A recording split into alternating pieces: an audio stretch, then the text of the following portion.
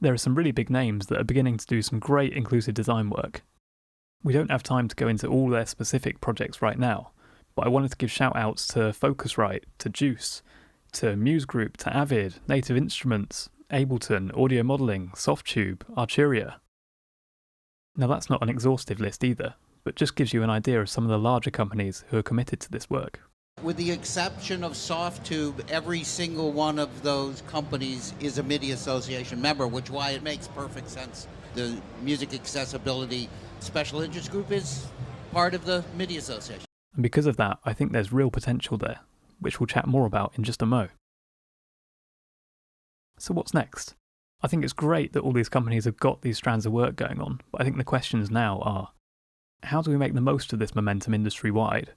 And how do we make sure that the solutions developed are compatible with each other and allow disabled users a familiar user experience when using different products? Now, it's easier said than done, but I think industry-wide collaboration is the answer here.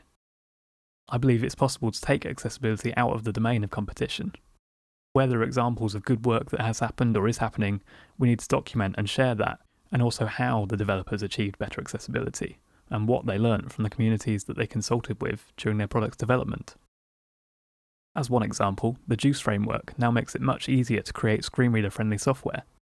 If we can create resources that support developers to unlock that potential, then we should see many more examples of screen reader-compatible software being released in the coming years. Also, the more general best practice guidelines. These kinds of resources should stop accessibility from being an overwhelming topic for manufacturers who don't know where to start or who don't have the resources to do their own extensive user research from scratch.